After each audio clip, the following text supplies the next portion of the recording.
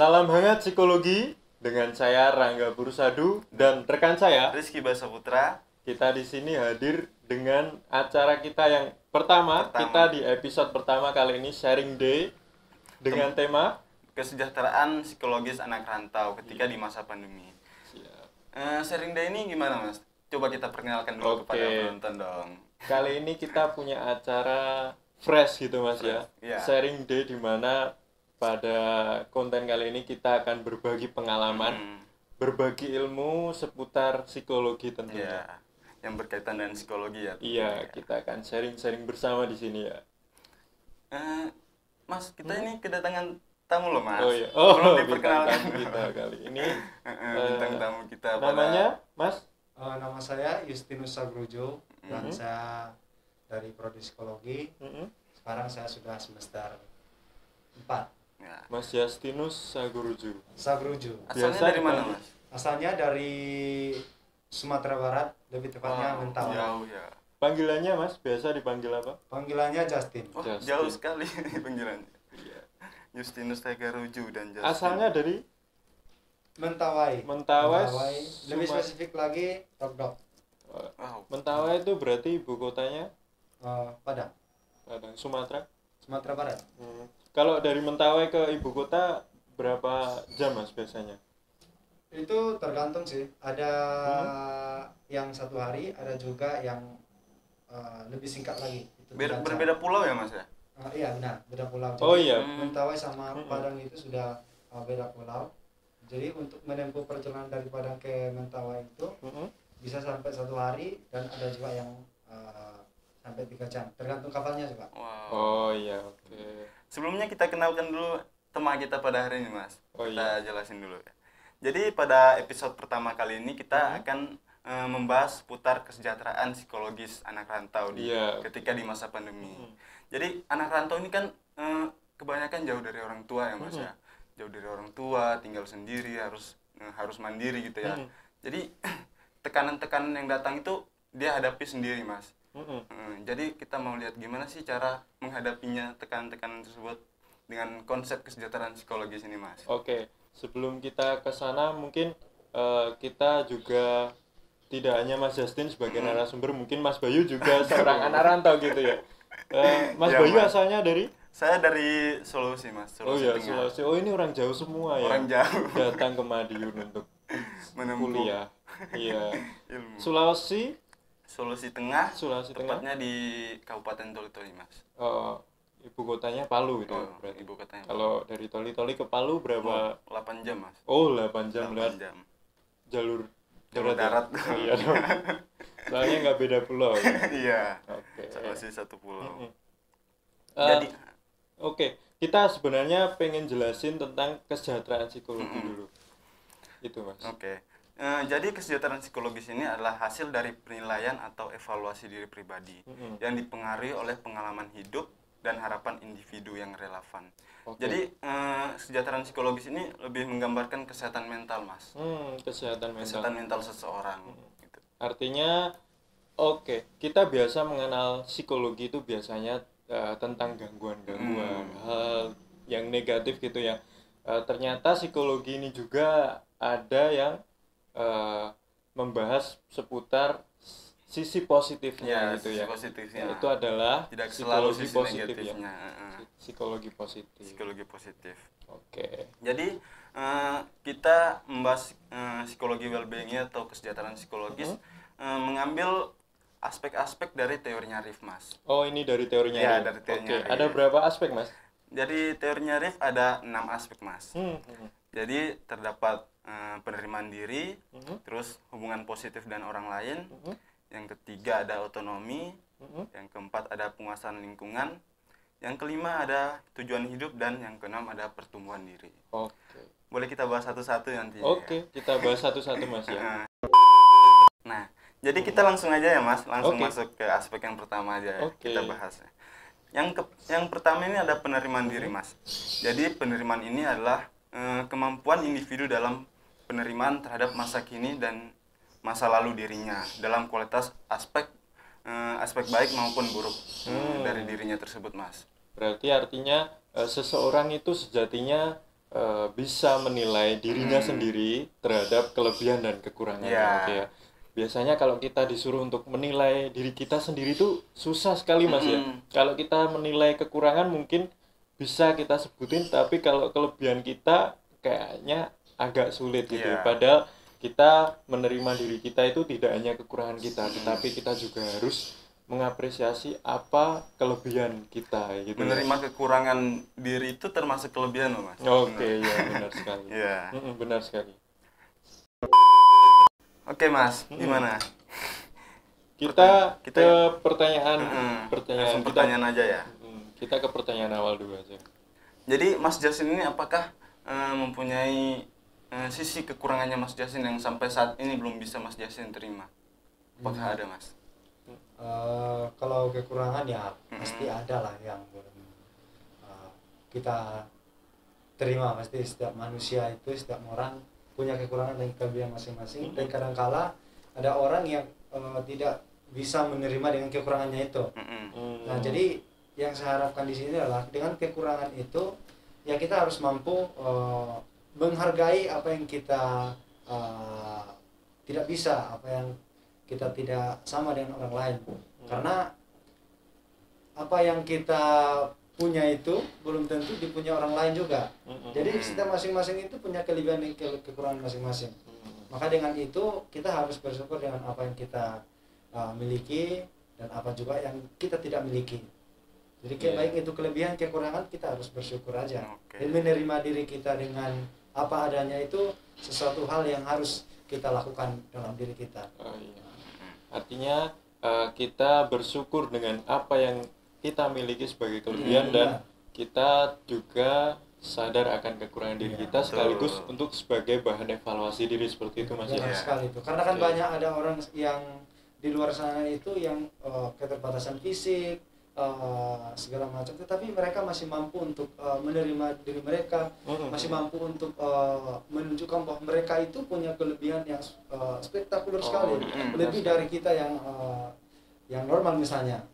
Jadi mereka bisa meraih medali emas, mereka bisa berprestasi di tingkat dunia. Itu orang-orang yang mempunyai keterbatasan fisik. Artinya mereka punya kekurangan yang tidak dimiliki orang lain. Jadi begitu. Yang aspek kedua, Mas. Langsung yang aspek kedua ya. Jadi yang aspek kedua ini ada hubungan positif dengan orang lain, Mas. Nah, jadi maksudnya orang-orang yang mempunyai aspek ini menjalin hubungan positif dengan orang-orang yang ada di lingkungannya, Mas. Memiliki kepedulian terhadap kesejahteraan orang lain juga. Jadi memiliki empati lah terhadap orang lain, Mas. Iya, empati, afeksi gitu ya. Iya. Kalau ya dalam hal ini sebenarnya ada nggak sih, Mas, kendalanya yang dialami dalam kondisi ketika Mas Jasin merantau ini? Ada kendala relasi nggak, seputar relasi gitu? Ya, pasti relasi dengan orang lain pasti ada lah. Mungkin ada hubungannya yang agak sedikit sulit misalnya, karena kan kita pendatang ya. Jadi budaya sama sistem kehidupan kita di sana itu sama di sini itu berbeda. Jadi apalagi dengan bahasa yang berbeda. Jadi agak sulit untuk berinteraksi dengan menggunakan bahasa-bahasa yang mungkin kita tidak mengerti. Jadi ketika kita datang di satu tempat, misalnya kita di Jawa misalnya, kalau orang bicara bahasa Jawa pasti orang Sumatera nggak ngerti lah, kecuali dia punya basic untuk mengerti bahasa Jawa ya pasti bisa. Tapi kalau kita yang sama sekali belum pernah dengar, pasti akan kesusahan untuk berinteraksi atau berrelasi dengan orang-orang yang ada di lingkungan kita. Nah maka dengan demikian kita harus mampu menyesuaikan diri kita itu di mana kita tinggal untuk tetap belajar lebih banyak apa yang ingin kita ketahui tentang di lingkungan kita tersebut. Oh iya benar sekali. Untuk Mas Justin beradaptasinya itu berapa lama Mas? Karena kita baru ini ya. Mulai dari awal kuliah gitu ya? Iya, karena kita baru sama sekali belum pernah belajar apa-apa, jadi kita membutuhkan waktu yang sedikit lama. Karena bahasanya pun juga perlu diketahui, juga lebih artinya apa, itu segala macam. Itu aja Mas. Kalau dalam masa perantauan, artinya kita jauh dengan keluarga kita. Mungkin kalau menurut Mas Justin, ada nggak sih seseorang gitu ya yang berperan penting bagi Mas Justin ketika kuliah, ketika Mas Justin merantau ini? Mungkin sahabat Mas Justin, mungkin dosen, mungkin teman-teman, atau mungkin keluarga kan juga memberi motivasi kan? Kalau menurut Mas Justin siapa gitu? Iya benar sekali itu. Kalau misalnya saya pertama kali ke sini pasti ada orang-orang yang berperan penting dalam membantu saya, baik itu pengurusan kuliah, baik itu pengenalan kampus segala macam, pasti ada. Seperti teman-teman ini, Mas Rangga, Mas Bayu, ini juga salah satu orang yang berperan penting dalam membantu saya dalam beradaptasi. Iya, dalam beradaptasi, dalam berrelasi dengan orang-orang yang ada di sini. Jadi saya bersyukur sekali punya teman seperti ini, punya Mas Rangga, Mas Bayu itu, Mas Banun juga segala macam. Jadi mereka mampu mengantarkan saya untuk mengenal lebih jauh lagi tentang di mana saya tinggal, di mana saya menempuh pendidikan. Jadi itu sesuatu yang hal luar biasa tentunya bagi saya. Saya mengucapkan terima kasih banyaklah kepada mereka tentunya, karena sudah mampu mengantarkan saya untuk mengenal lebih jauh lagi tentang lingkungan saya. Gitu. Kalau di masa pandemi ini Mas, apakah masih ada kendala tersebut Mas, atau sudah tidak?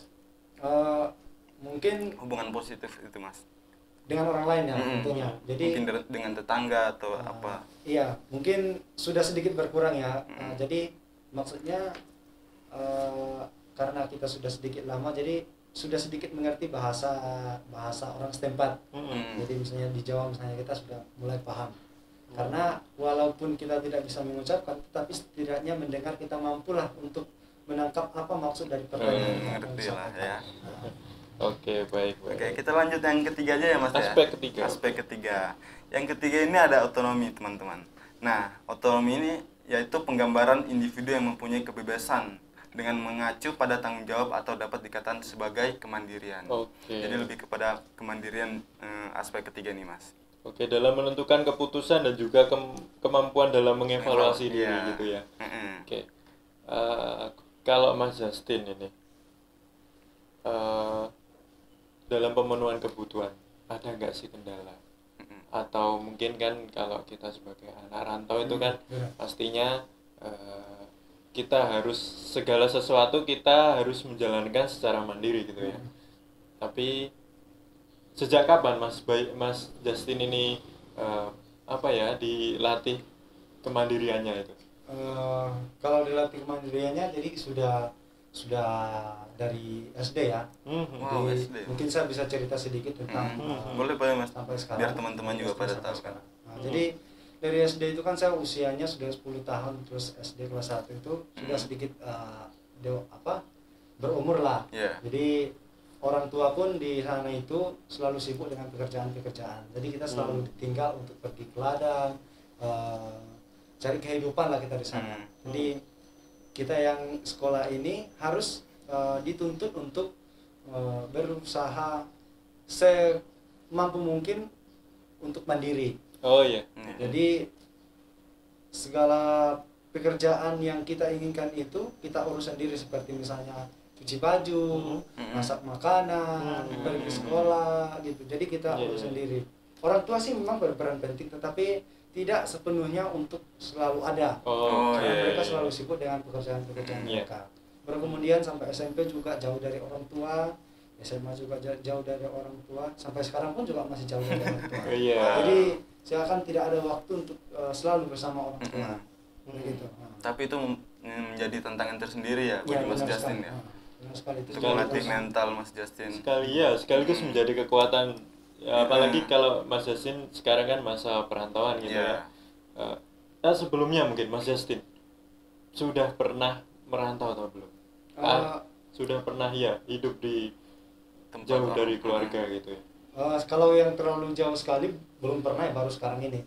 Tapi kalau pernah merantau masih satu lingkup wilayah sudah pernah. Jadi waktu SMP saya jauh dari orang tua dan bahkan pulangnya itu cuma 6 bulan sekali, jadi 2 tahun sekali. Jadi jarang juga bertemu orang tua. Terus SMA juga sama. Oh ya, kita kan perantaunya nggak hanya satu ini ya. Kita punya 2 mahasiswa perantau di sini. Kalau Mas Bayu, apakah ini ke Madiun ini pertama kali sampean merantau atau bagaimana? Kalau saya sih merantaunya dari kelas 1 SMA ya. Jadi kelas 1 SMA itu saya sudah tinggal sendiri jauh dari orang tua. Jadi ya mulai dari situlah, tapi lebih lama Mas Justin lah. Tentunya dari SD dia. Artinya semuanya di sini, apalagi mahasiswa perantauan di sini sudah terlatih lah ya tentang kemandirian, sudah kuat lah ya, bisa ya kita hadapin sendiri. Kita ke aspek keempat, Mas. Ya, langsung keempat aja ya. Nah, yang keempat ini ada penguasaan lingkungan, teman-teman. Jadi, penguasaan lingkungan ini adalah kemampuan individu untuk dapat beradaptasi di tempat-tempat baru, mulai beradaptasi dengan lingkungan dan budaya dari daerah tersebut, Mas. Berarti ini seperti yang Mas Justin ceritakan tadi ya, beradaptasi dengan bahasa termasuk. Jauh beda dengan aspek kedua sih yang Mas Justin jelasin tadi. Kita ke kendala sosial berarti selain bahasa. Kendala sosial yang Mas Justin alami ketika pertama kali Mas Justin ke Madiun. Apa? Kalau kendala sosial ya pasti pertama sekali datang ke sini ya tidak ada teman tentunya. Artinya hubungan kita dengan teman yang mampu mengajarkan kita itu tidak ada, karena kan kita masih baru ya. Jadi masih susah lah untuk menjalin hubungan atau relasi dengan orang lain. Tetapi seiring berjalannya waktu ya teman sudah mulai berdatangan untuk selalu berdampingan untuk membentuk satu keluarga di mana kita akan saling belajar satu sama lain, baik itu budaya, bahasa, kehidupannya segala macam.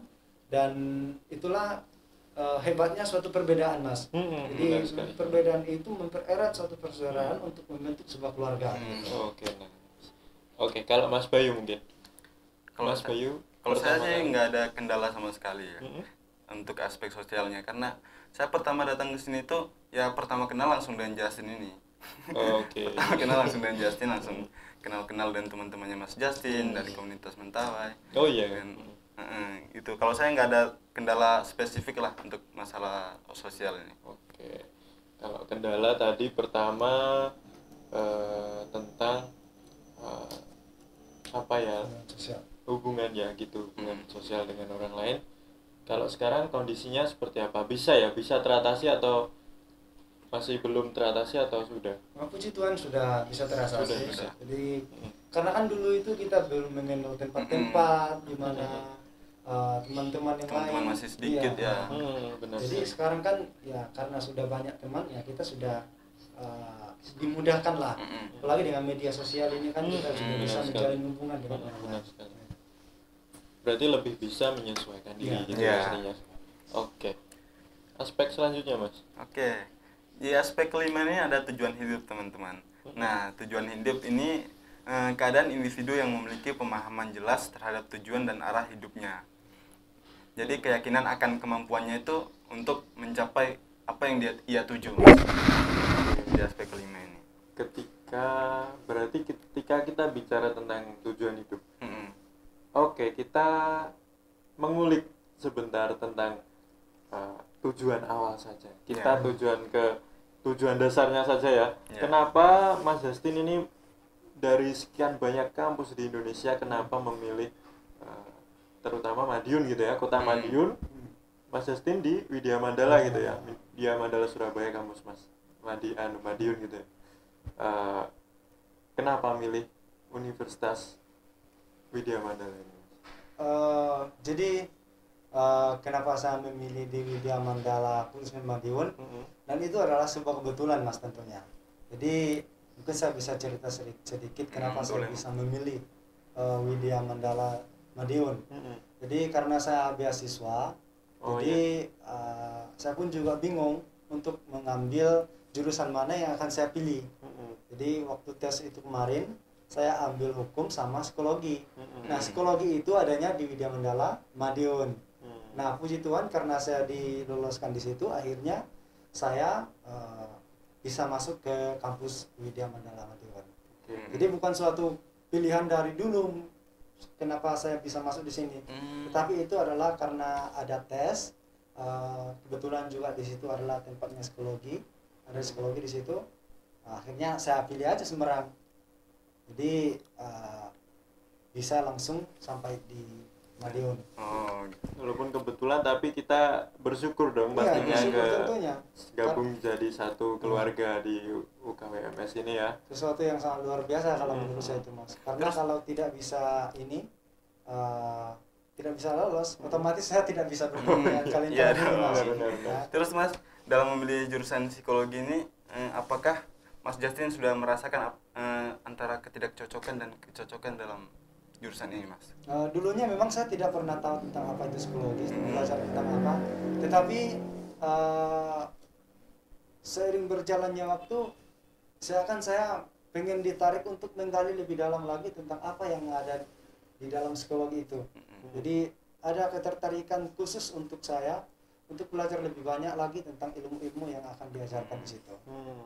Begitu Mas. Kalau ini tadi kan berkaitan dengan pemilihan kampus juga pemilihan fakultas gitu ya, jurusan ya. Jauh dari itu sebenarnya.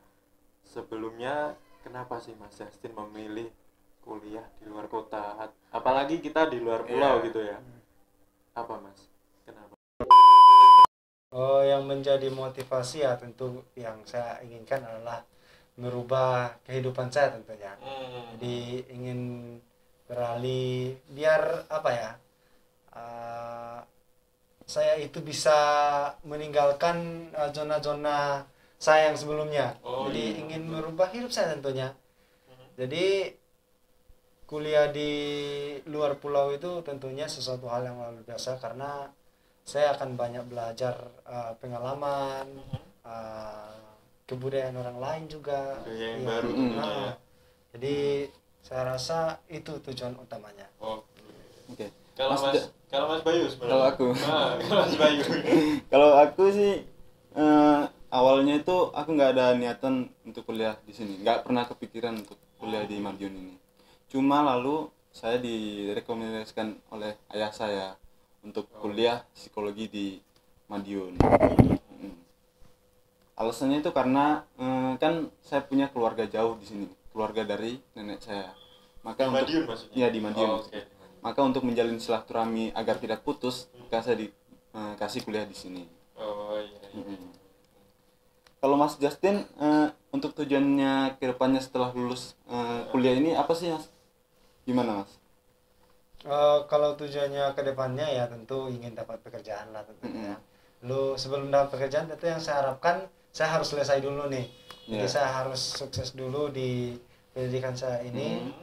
Lalu kemudian saya balik ke Mentawai karena kami yang dibiayai sama Aptik ini harus mengabdi dulu di daerah kami selama 5 tahun baru nanti bisa leluasa bebas bekerja di mana aja bebas. Berarti tujuannya juga sekalian ingin membangun daerah. Iya tentu sudah pasti karena yang diharapkan daerah kita itu kan orang-orang yang mampu untuk membawa perubahan tentunya. semoga aja saya bisa mampu memberikan perubahan di sana. Kita ke aspek selanjutnya ya Mas. Kita lanjut ke aspek yang terakhir ya. Ya, aspek terakhir ini ada pertumbuhan diri. Jadi pertumbuhan diri ini dapat diartikan sebagai perasaan mengenai pertumbuhan yang berkesinambungan, di mana pada hal ini individu bertumbuh dan berkembang dengan terbuka terhadap hal-hal baru. Mulai dari kecil hingga sampai sekarang ke sini merantau, dari waktu ke waktu pastinya ada sebuah perubahan-perubahan yang positif tentunya ya, tidak hanya tentang segi pengetahuan tapi juga pengalaman-pengalaman yang didapatkan. Oke, apa hal-hal pengalaman Mas Justin di masa lalu yang bisa dijadikan sebagai motivasi Mas Justin sekarang ini, Mas? Pengalaman masa lalu yang bisa dijadikan untuk motivasi ya. Dan bekal kehidupannya mendatang gitu. Ya, kalau motivasi untuk dijadikan dari masa lalu itu tentunya dimana dulu saya pernah menjadi salah satu mengurus organisasi dan saya di situ sedikit mengambil peran penting dalam satu organisasi tersebut, yang artinya ketika saya belajar di organisasi itu akan saya jadikan motivasi saya untuk lebih maju lagi, biar saya biar pengalaman dari organisasi itu saya aplikasikan ke kehidupan saya selanjutnya nantinya, yang tentunya pasti akan membawa sebuah perubahan. Itu. Nah, Mas Justin ini apa sih hobinya Mas Justin ini atau potensi yang ada dalam dirinya Mas Justin ini? Ini potensinya bidang apa dulu nih? Ya, terserah Mas Justin hobi atau potensinya. Hobinya yang Mas Justin. Mas Justin kembangkan hingga saat ini. Kalau secara ini ya kayak olahraga, apa lagi? Mungkin. Saya kan musik juga lihat Mas Justin tertarik dengan musik, apa lagi ya? Mungkin itu sih. Terus gimana Mas cara mengembangkannya itu, mengembangkan potensinya Mas Justin tersebut? Ya belajar tentunya. Musik. Belajar, jadi belajar terus berani untuk mencoba. Jadi salah benarnya itu kan urusan belakang. Karena orang yang selalu memendam potensinya dia pasti tidak akan tercapai, tidak akan terwujud. Karena dia tidak mampu mencoba untuk terjun langsung, belajar langsung dari potensi yang dia miliki. Saat di masa pandemi ini apakah hal tersebut masih Mas Justin lakukan? Masih dilakukan. Mungkin latihan atau ya, apa? Masih dilakukan, tetapi tidak sesering dulu. Jadi karena kan banyak kegiatan-kegiatan yang kita hentikan sementara, untuk jadi menjaga jarak gitu. Penularan COVID-19 itu harus segera terputus lah tentunya. Iya. Oke, kita pastinya semuanya mendoakan yang terbaik ya. Pastinya. Kegiatan kita yang semula belum terlaksana juga setelah COVID nanti semoga cepat usai, kita biar bisa melaksanakan kegiatan-kegiatan yang normal lagi lah ya. Oke. Terus kita ini mendapatkan pertanyaan loh Mas dari teman-teman dari semester atas dan semester bawah. Ada yang bertanya ya? Saya bacakan aja ya Mas pertanyaannya ya Mas. Monggo. Apa saja yang bisa menjadi tekanan psikologis bagi anak rantau dan bagaimana meningkatkan kesejahteraannya? Boleh Mas Justin, gimana Mas? Boleh kasih tipsnya sedikit? Apa tadi pertanyaannya? Apa saja yang menjadi tekanan psikologis bagi Mas Justin dan bagaimana meningkatkan kesejahteraan tersebut? Tekanan psikologis ya tentunya kayak stres, kadang-kadang ada suatu keadaan yang tidak kita terima, tetapi bagaimanapun itu kita harus mampu mengendalikan situasi tersebut.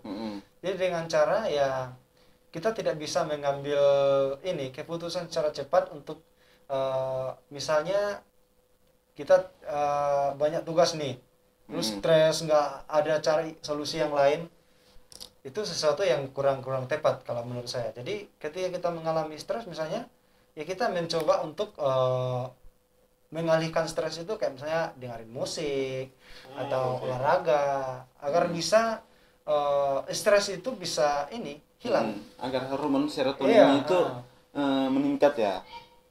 Jadi tidak ketika menghadapi situasi terus langsung panik atau apa gitu. Jadi saya rasa itu langkah yang kurang tepat. Jadi kita harus lebih tenang untuk menghadapi situasi tersebut. Gitu. Oke. Mungkin ini ada pertanyaan kedua Mas Jasmin. Apakah merasa tertekan saat menjadi anak rantau itu termasuk hal yang normal? Normal, kalau saya rasa normal. Normal ya? Ya, selagi itu masih bisa diatasi menurut saya. Jadi kayak misalnya stres itu kan wajar, semua orang pasti mengalami itu. Namun stresnya itu batasnya sampai di mana? Jadi kalau misalnya stres tugas ya wajar-wajar saja. Kalau misalnya stres enggak ada duitnya wajar-wajar saja. Karena kan kita harus mengerti juga keadaan kita. Itu saya rasa normal-normal saja ya. Tapi kalau misalnya terus diputusin pacar, terus bakar rumah, nah itu bukan, gitu kan, itu sudah di luar normal gitu. Itu perlu diatasi, segera diatasi. Iya, pastinya karena kan Mas Justin juga Mas Bayu memilih untuk merantau ini kan stres. Oke, stres itu kan ada dua juga ya, ada stres yang negatif yang kita merasakan galau terus di rumah, mengurung diri, itu negatif. Tapi juga kita bisa, karena ini kita psikologi positif ya, kita bisa mengubah stres tersebut, memaknai stres tersebut menjadi stres yang positif atau biasa disebut dengan eustress gitu ya. Karena kita juga inginlah ya berkembang dari tingkat yang awal kita, dari kehidupan kita, zona nyaman kita, ke kehidupan yang lebih tinggi lagi, untuk berkembang diri lah ya gitu. Oke, ini ada pertanyaan lagi Mas Justin. Bagaimana cara kalian beradaptasi dengan lingkungan yang notabene-nya sangat berbeda dengan lingkungan yang dulu? Kan berbeda toh, lingkungan sini dengan lingkungannya Mas Justin dulu berbeda. Iya, tentunya sudah berbeda. Jadi mungkin itu sesuatu yang sulit bagi kita ya, pendatang khususnya. Tapi bukan kita saja, tapi orang lain misalnya datang di daerah kita itu juga pernah merasakan hal itu. Karena sesuatu yang berbeda dari lingkungan kita sebelumnya. Jadi banyak hal memang keadaan atau situasi yang memang sulit untuk kita hadapi karena ada perbedaan-perbedaan yang tidak sesuai dengan diri kita dari daerah kita sebelumnya terus masuk ke daerah berikutnya, itu sesuatu yang sulit bagi kita perantau, khususnya bahasa, kebudayaan tentunya itu sudah berbeda. Walaupun kita masih satu Indonesia, tetapi budaya daerah-daerah setempat itu masih sudah ada perbedaan. Nah disitulah kita harus mampu untuk menyesuaikan diri, untuk mengikuti budaya atau kayak sistem kehidupan sosialnya mereka di situ, di mana kita tinggal misalnya. Lalu baru kemudian bahasa pun juga kita harus mampu menyesuaikan. Kalau misalnya kita nggak bisa bahasa daerah setempat, ya kita harus belajar. Kita harus mencoba memahami sedikit demi sedikit, kan pasti walaupun tidak mampu untuk mengucapkan atau bicara langsung, tetapi setidaknya mendengar kita mampu lah. Begitu. Kalau masalah makanan Mas, mungkin ada yang beda atau enggak? Di sini dengan di sana. Ada sih, kalau makanan ada tentu ada. Gimana? Kalau makanan di sana lebih sering apa? Makan apa? Kalau di sana kan makan gandum atau apa? Makanan pokoknya sagu. Oh, sagu ya. Pokoknya sagu.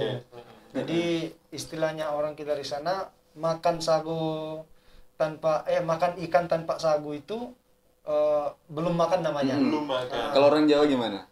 Kalau orang Jawa itu sama sih, cuma kita kan konteksnya di sini kan bukan sagu tapi nasi. Makan bakso kalau nggak pakai nasi makan itu sama seperti itu ya. Betul. Sebenarnya saya ada pertanyaan sebenarnya dari untuk Mas Justin dan untuk Mas Bayu. Gimana? Seperti tadi yang Mas Justin singgung perihal kalau kita beradaptasi dengan lingkungan baru, kita yang dari luar, dari Mentawai ke Madiun ini kan pasti banyak tekanan gitu. Dan juga sebaliknya, kita orang Madiun kalau kita ke Mentawai juga pasti harus beradaptasi. Nah, untuk itu menurut sampean gitu ya, menurut Anda itu ini kota Madiun ini seperti apa Mas? Apakah kota yang nyaman ataukah kota yang bagaimana Mas? Kalau menurut saya kota Madiun ini sesuai dengan bukan slogan kayaknya ya. Tapi Kota Madiun itu terkenal dengan aman, nyaman dan damai tentunya. Dan itu sesuatu yang sangat luar biasa, bisa saya rasakan sendiri, Mas. Jadi kata-kata seperti itu menunjukkan bahwa kualitas Madiun itu memang begitu. Artinya kita aman di sini, kita nyaman juga, dan kita merasakan kedamaian dengan lingkungan-lingkungan yang kita yang ada di sekitar kita. Kalau saya seperti yang Mas Justin bilang tadi, nggak jauh beda sih. Di sini saya merasa tentram, aman gitu. Berbeda dengan lingkungan saya sebelumnya, banyak begal atau apa. Di sini kan aman-aman saya sejauh sekarang, sampai sekarang yang saya lihat masih aman-aman saja. Iya, Mas. Saya mau cerita nih, Mas. Waktu apa namanya? Sedangkan ini aja pas kemarin itu ada kan buat tugas itu, Mas. Terus saya jalan malam-malam, Mas. Saya tuh udah mikir tuh nanti ada begal nggak sih. Tapi pas jalan malam-malam jam 12 itu nggak ada begal ternyata. Itu membuktikan bahwa Kota Madiun itu penuh dengan kedamaian dan kenyamanan. Iya. Bahwasanya Kota Madiun ini tidak nyaman, tidak hanya sekedar nyaman saja sebagai masyarakat Madiun asli, tapi juga sebagai mahasiswa rantau khususnya menjadikan Kota Madiun ini seperti rumah kedua seperti Mas. Oke teman-teman, tidak terasa kita sudah di penghujung acara. Oke, Mas Justin, terima kasih sebagai bintang tamu sudah diberi kesempatan sama-sama berbagi pengalaman, berbagi kisah-kisah yang menarik dari pengalamannya di Mentawai juga sebagai seorang perantau gitu ya. Oke, pada pertemuan selanjutnya, perjumpaan kita selanjutnya pastinya kita akan menghadirkan tema-tema yang lebih menarik lagi. Ya. Tidak kalah menariknya.